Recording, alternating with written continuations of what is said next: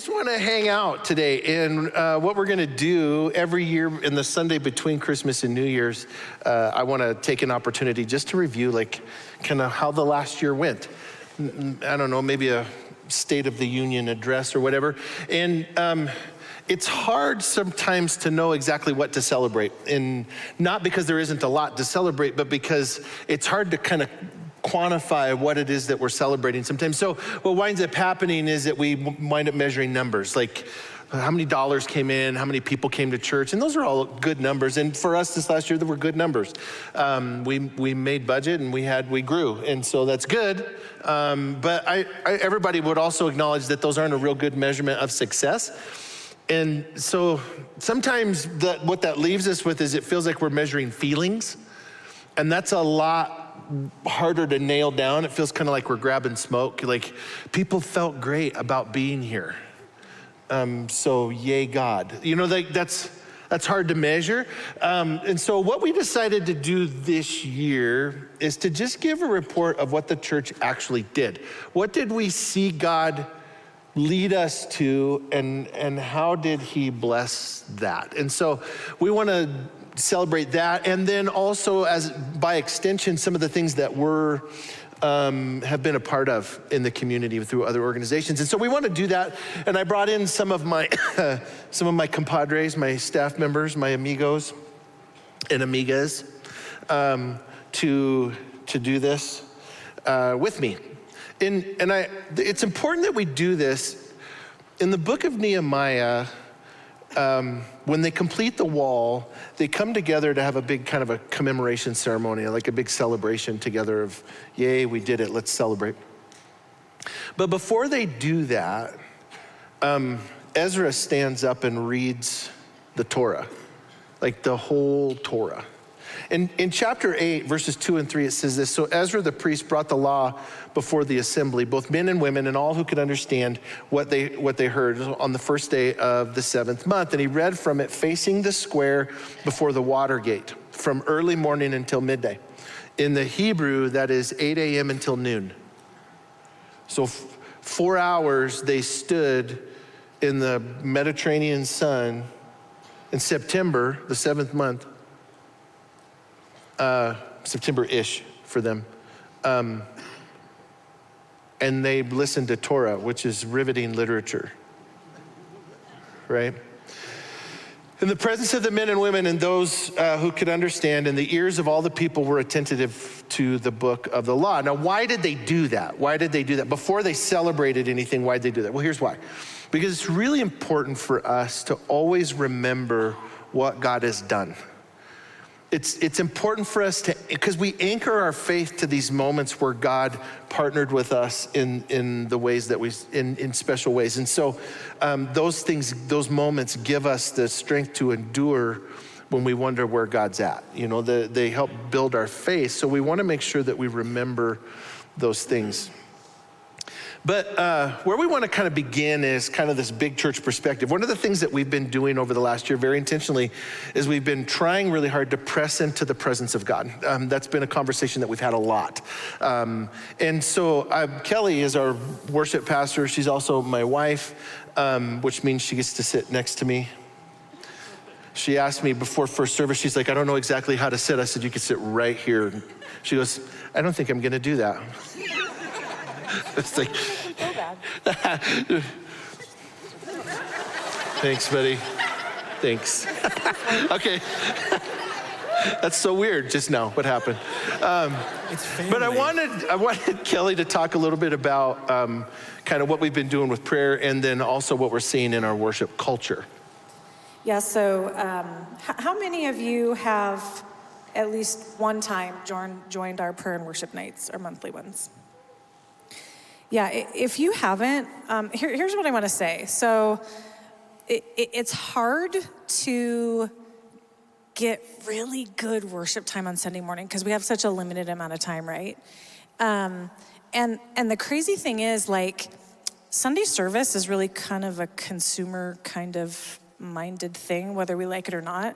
There's not a lot that we give to God when we come to Sunday service. And especially if you wait and you don't come to worship, you're not giving him anything. I'll just be quite honest. And so prayer and worship nights are a time where we can come and we can give him a solid hour of telling him how great he is and just thanking him and adoring him. Yes. And if you haven't been, can I just invite you to just try one? If you grew up in the church and you went to like midweek prayer nights, you may have some triggers where you're like, I can't do that. That sounds boring as the day is long. How we have it set up, you guys, the time goes by so fast and it is so powerful. We have watched God move in such breathtaking ways on these Sunday nights. So I would just encourage you to come. Something is happening in those meetings. The worship culture here is changing. And I can tell you that just from behind the scenes, one of the things that I say often to our worship leaders is, okay, guys, think of one thing that you can try this week that's gonna be out of your comfort zone. Because up here, we're supposed to be leaders in vulnerability, right? We wanna lead you to maybe something that you haven't experienced yet for some of you. Some of you are like with us, you get it. But for the rest of us, maybe we are unchurched, and so this worship stuff is weird. We're singing about blood and we're dancing around and jumping, and it's odd. So we are just trying to stretch ourselves in what vulnerability looks like, because we really we want to press into his presence. And we want to tap into him. Like, we're not putting on a show, and it's risky up here. It's risky. I'm looking at Evan right here, who he's one of our drummers, but he is yeah, I see you. He's taken a chance and he wants to become one of our worship leaders, and he has that in him. But it is another thing to step out on this stage and put yourself out there and just worship how you really feel in your heart. It's risky because there's people looking at you, even though I tell myself, no one's looking at you. This is all about the Lord. No, I know that people look at me. I get it. But we are really just trying to have the mindset of, God, what do you want? Where are you? We want to connect with you this morning or on Sunday night. And real quick, let me wrap up my portion here. What is going on in the youth department as far as worship is concerned is ridiculous. Yeah. So 4.5 months ago, we hired a new youth and young adult worship pastor. Her name is Chloe. Chloe from church. Chloe from church. If you haven't met her, she is a riot. She's the one that has the colorful hair, and you never really know what color it is. It's super fun. But she is creating a culture among the youth that invites more and more of the Lord's presence. And their last worship night was our first one too. Was it your first one? Okay, so their very first dedicated worship night, they had kids on their faces, on their knees, breaking off into little groups, praying with one another, tears, crying, like demonstrative ways of like, here is my insides are matching my outsides. And Jane Lockhart, who's the woman who Aaron always says, I got to get my vitamin J out there. Jane, who's part of the prayer team, all the prayer team went to that night. They were invited to just come and pray and observe and everything. And she was so moved. She said through tears, she's like, this is what I've been longing to see here. And it's in our youth. And so I am longing for somehow that to transfer even a little bit more in here for some of us adults who have to act a certain way in here, that maybe we could just emulate them a little bit more as far as transparency. But I'm so proud of Chloe. I'm so proud of the youth. Thank you for leading us well. Thank you for inspiring us. And we just want more and more of God as far as worship and prayer are concerned. So let's go. Yeah.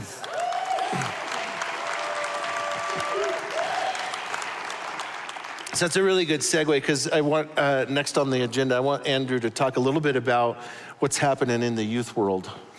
Of course. So sorry, I woke up this morning with the voice of a lawnmower. So, thanks for even getting into the worship side of things. Over the last couple of years, we've really developed a culture that is not just a culture that runs like a nice youth program. Like, we try to get into the presence of God, into the Word of God. There are kids that come, we do a Bible study every Sunday except for today. We do a Bible study every single Sunday. We worship hard every single Wednesday. It's not just a hangout, right? Which, shout out to our youth staff, because we have an incredible God-designed team. Just like she said, Chloe, Gabby, Isaiah, just all phenomenal leaders. But you got to understand, Psalm 105 says that God's unfailing love continues forever, and that his faithfulness continues through each generation. And so our job as a team is to go in and start mining through what God is doing through them. And he's up to something. I mean, they are not too young, they are not too small, they are not too weird, and some of them are really weird. I was a former weird kid from youth. Former is a loose term. But God is setting hearts on fire, and God is creating this appetite for holy things and for Holy Spirit-driven lifestyles, so much so that what's happening in youth is spilling over into school campuses. We have students that are starting Jesus clubs, and they're saying, you know what? We're not even gonna masquerade or like try to come up with a catchy name. We're gonna call it what it is. It's a Jesus club. Why? Because Jesus is the most important name in the room, and we don't just want him at church, we want him in our schools. In 2023, 2024 is a wild time to do that, you understand?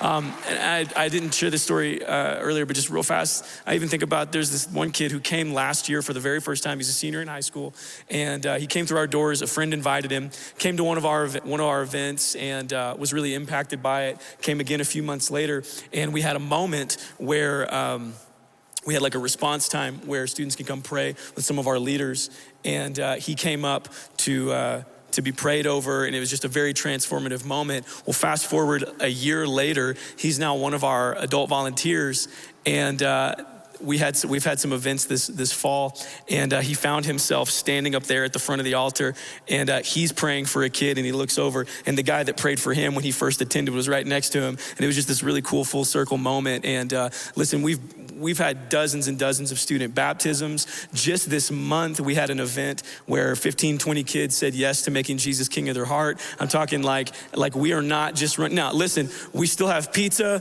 We had this month a mechanical reindeer out in the lobby. That's right. That's a real thing. But listen, our team has a philosophy, and that's that fun breaks down walls so that Jesus can break chains. And so, man, there's wild things happening, and just the appetite of worship is so heavy, that so much so that anytime I feel like students attend anything else that Southeast is doing, the appetite in the room increases, and there's something to be said about that. So I'm very proud, and I can't wait to see what God continues to do. Yeah.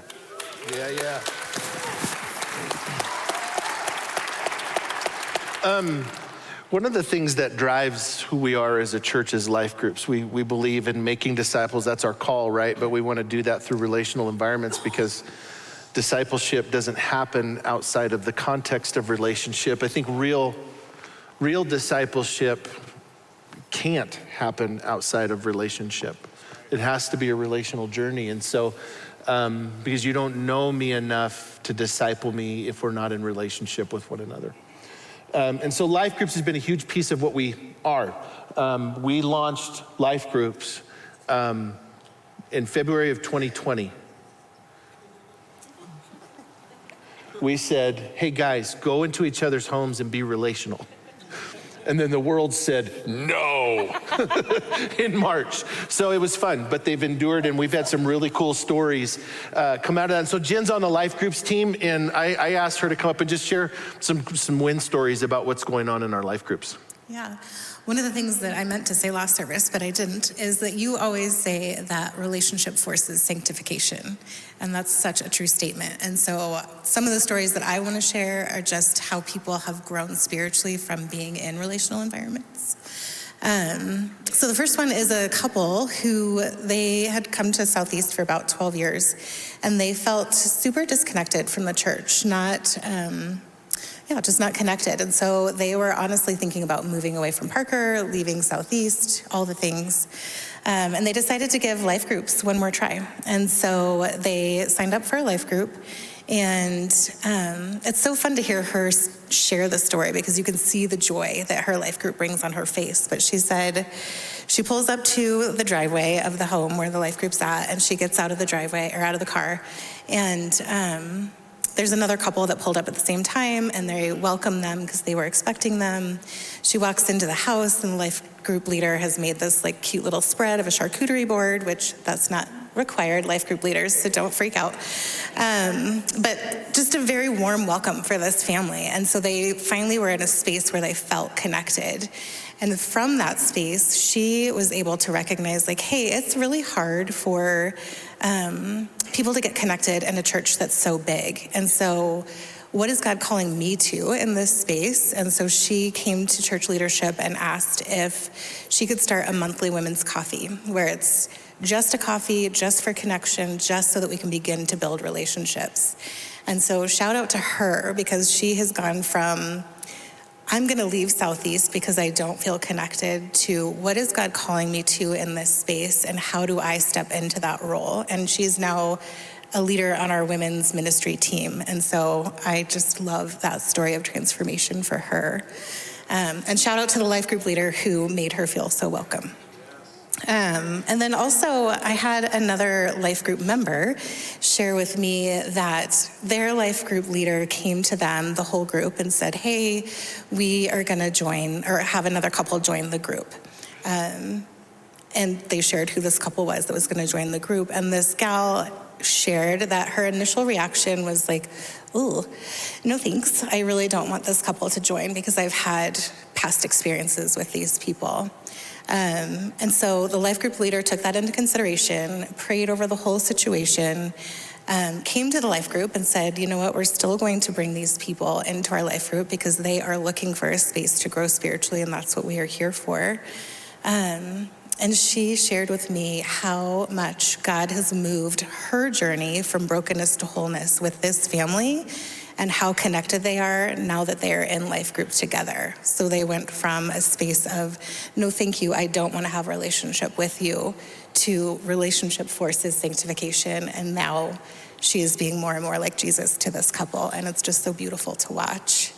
And then one more thing that someone shared with me just 2 weeks ago, which I love. He is an online leader. Shout out to our online campus too, because we have online life groups too. He said to me 2 weeks ago, I have started taking the sermons or listening to the sermons, not from a space of, I need to share this information for so-and-so, right? Like we've all been there. We're like, oh, they need to hear this.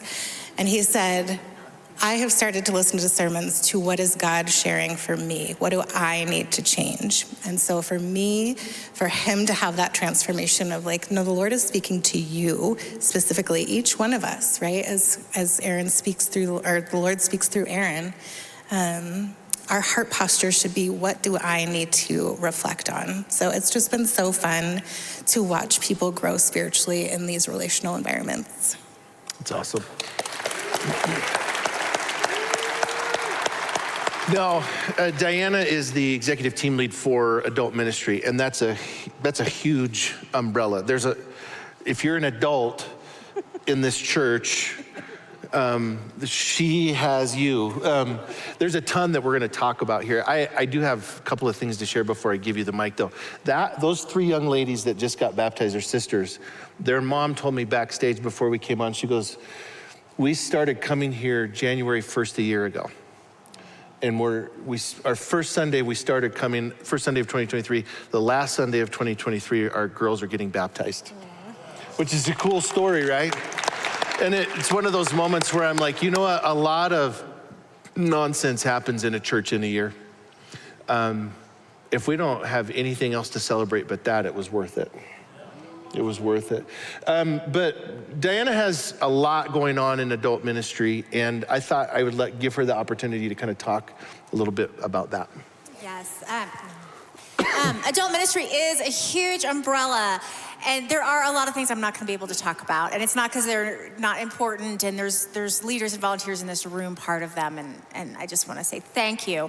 But I do want to highlight a couple things. First of all, Southeast University, Southeast U. You've probably heard classes and workshops. We did 12 last year, and there were more than 700 attendees in all of them. And it's so neat what God is doing, because our focus is on biblical literacy and spiritual development, really environments where, along with life groups, people can really understand their Bible and they can really practice and engage the habits and disciplines that we need to grow closer to God and to understand Him more.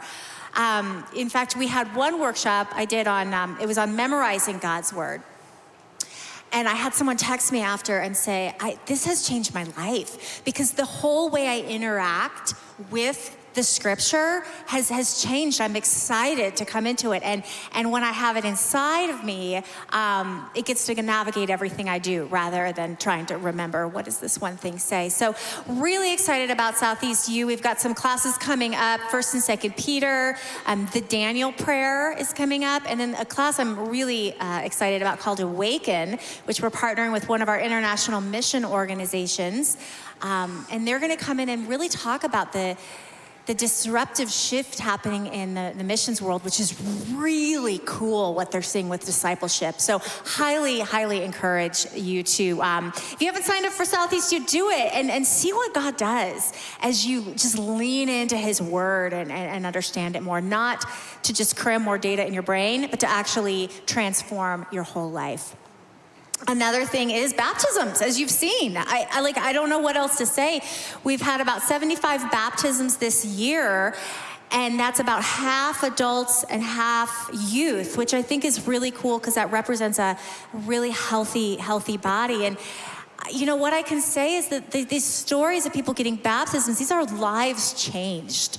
And so for every baptism, it is them saying, I want to step into a new creation. We did have one guy who's a veteran that came into our church and thought, well, yeah, I would like to be baptized.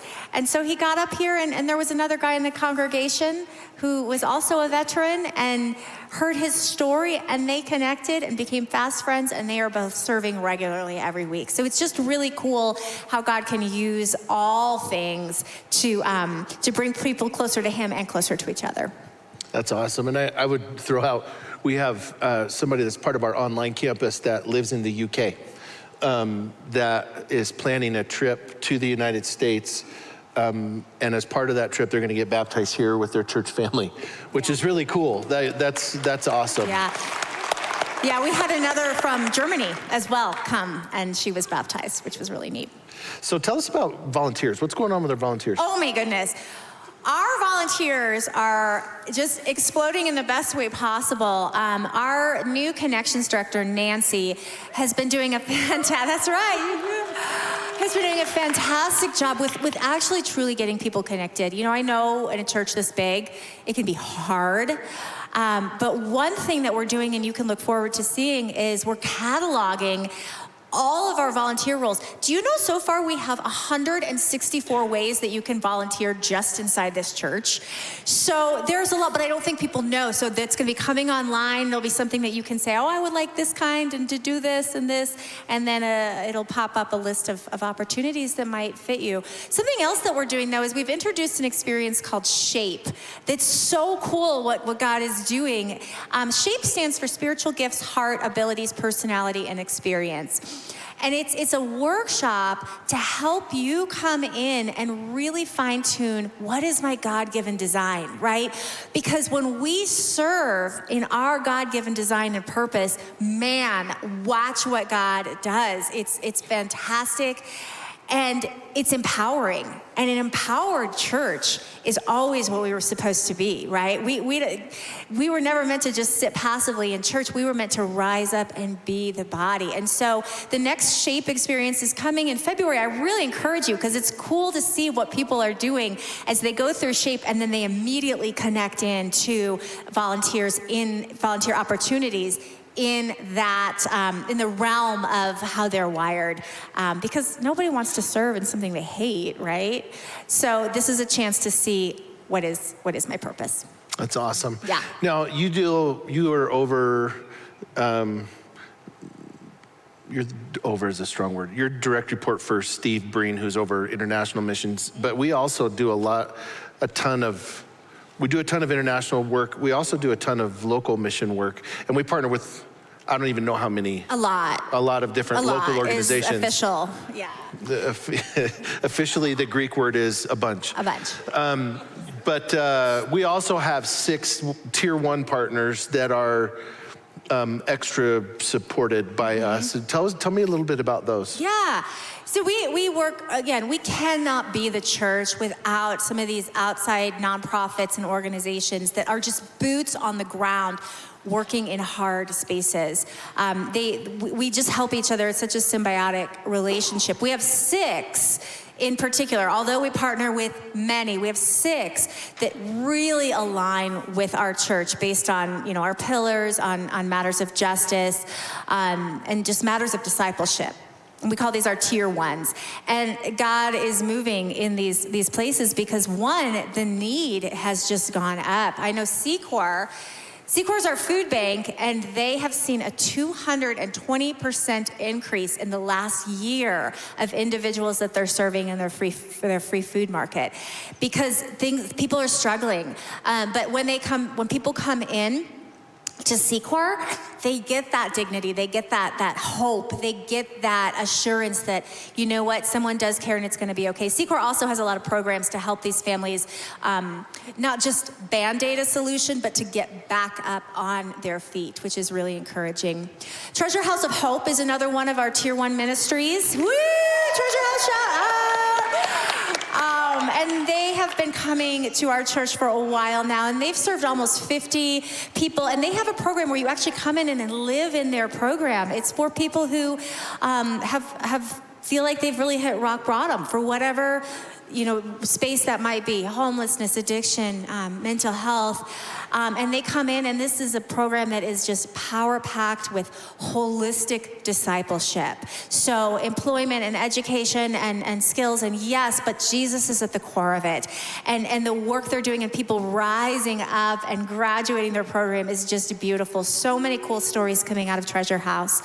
Alternatives Pregnancy Center is another one. And they have seen a 25% increase in the men that they're serving, which I think is really cool, because when you think about unplanned pregnancies, you often immediately go to mom and then the preborn, right? You don't think about dad. Well, dad's a big part of this. And so they've been creating programs to welcome in the men. And another thing they've been doing is creating mentorship programs. And what they're finding is that when mom and dad have a mentor to walk alongside of them, the likelihood of them seeing the pregnancy through has really gone up. So it's super cool what's happening with Alternatives.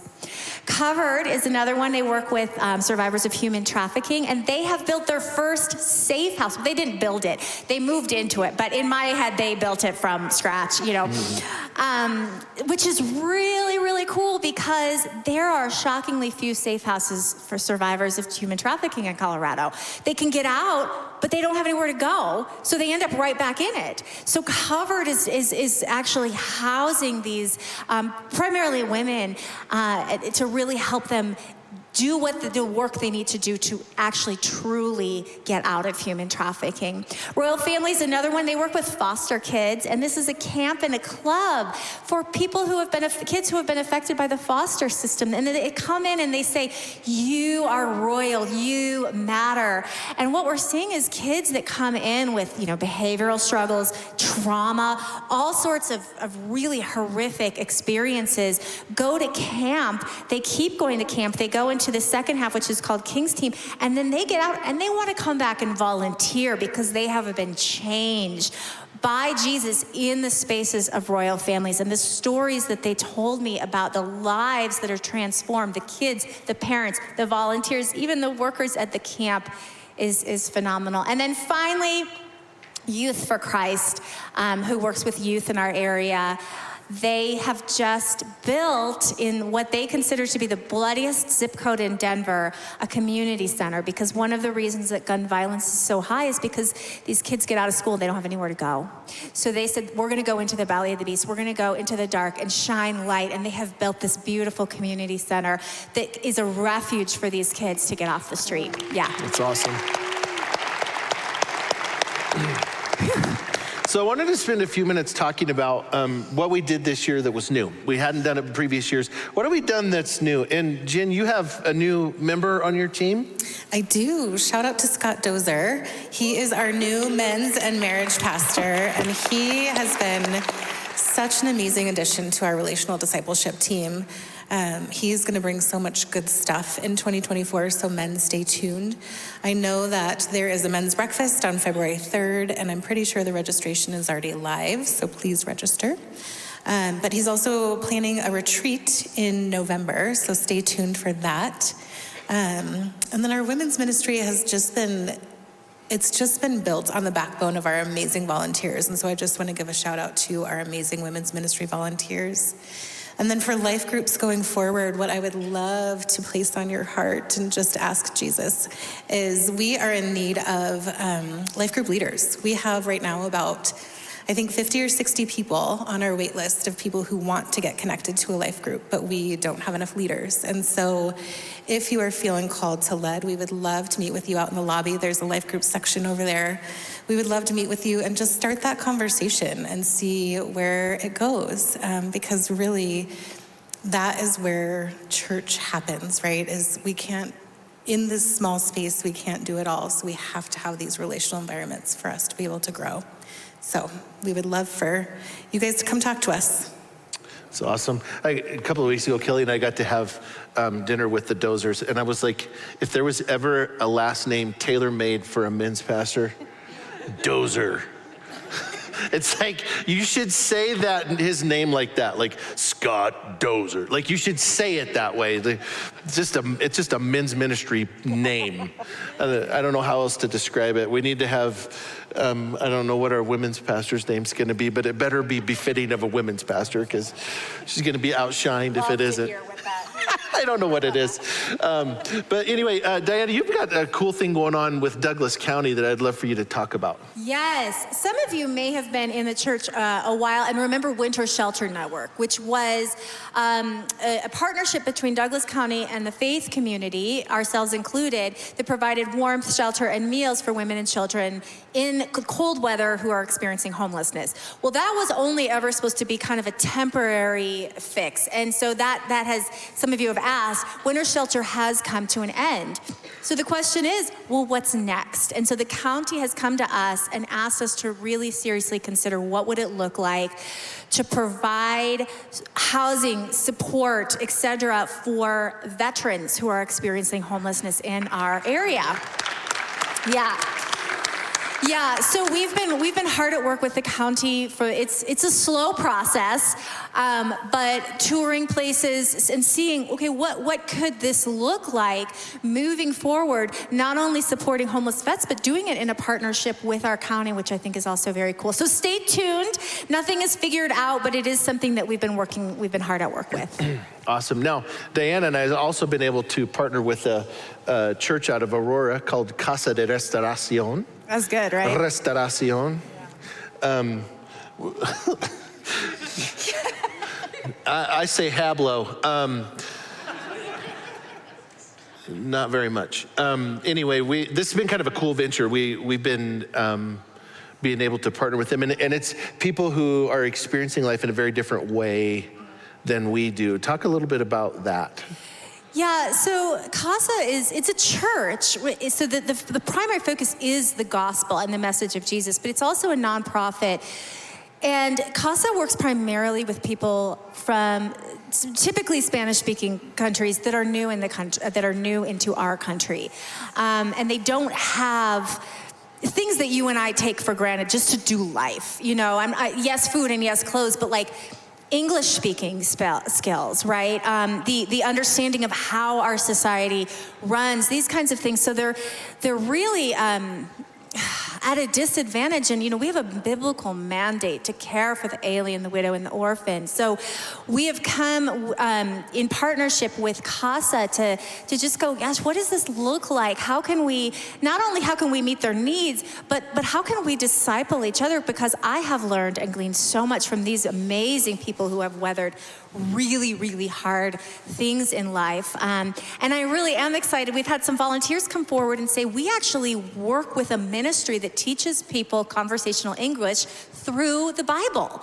And so we're going to be working with this, with CASA to help some of their folks learn English so that they can better advocate for themselves. The kids can get into schools and not be bullied because they have mastery over this language. But we're going to use the Bible to do it. And so just lots of cool stuff, lots of God working in that organization, in that partnership for people that, like Aaron said, have a very different experience of life than we do.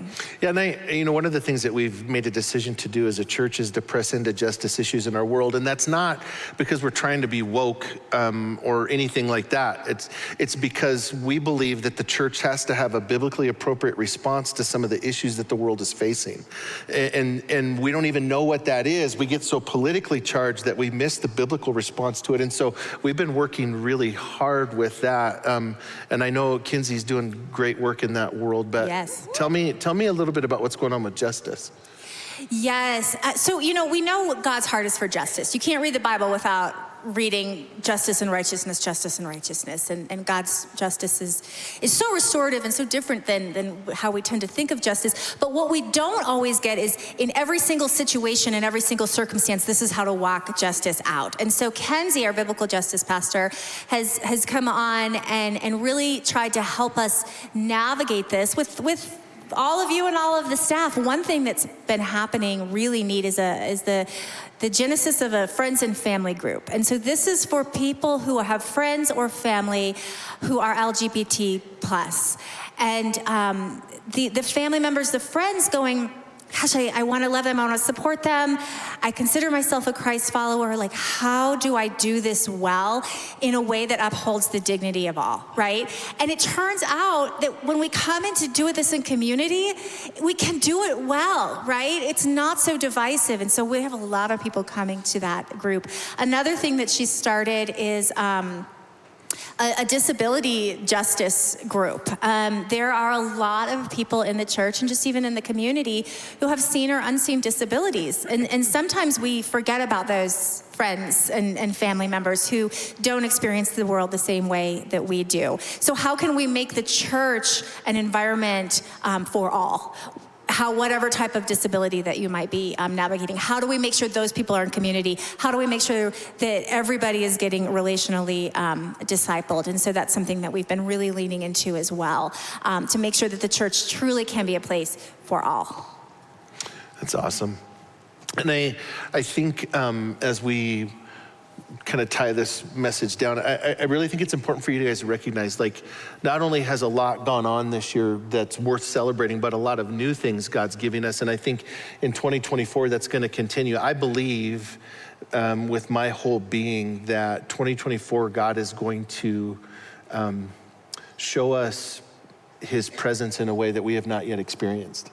And I would say we Southeast, but I would also say we the church, bigger than Southeast, that God is going to give revelation of himself in a way that we have not yet known.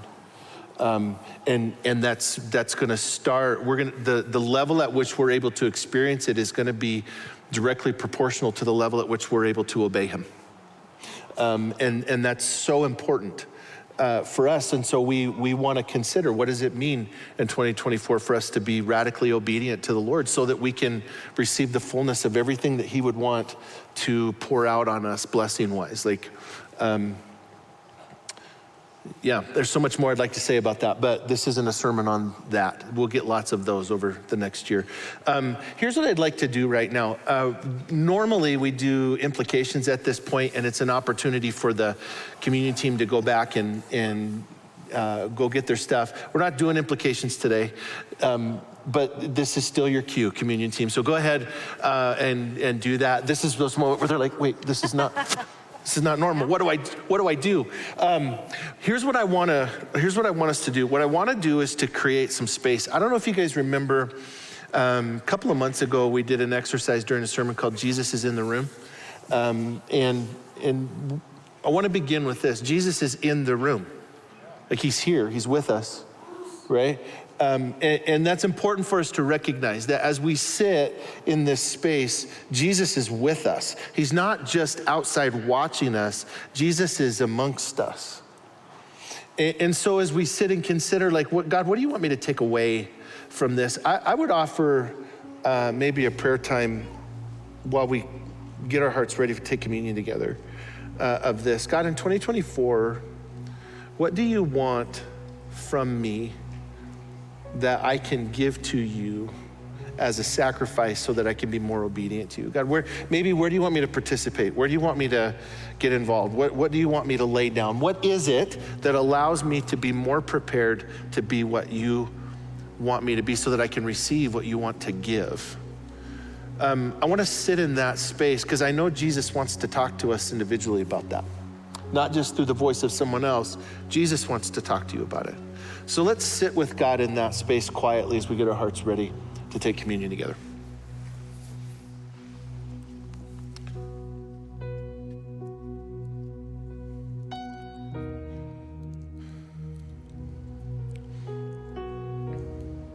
On the night Jesus was betrayed, he took bread and he broke it and he said, "This is my body, which is given for you. So whenever you eat this bread, do it in remembrance of me." Let's remember him together.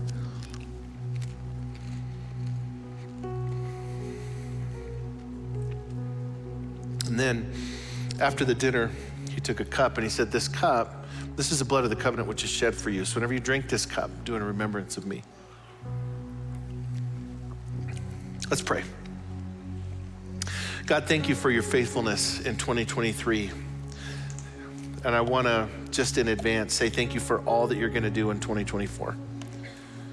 God, that you would notice us at all is beyond what we deserve, and yet you choose to do miracles amongst us, and for that we say thank you. You're a good God and you're faithful. In Jesus' name, amen.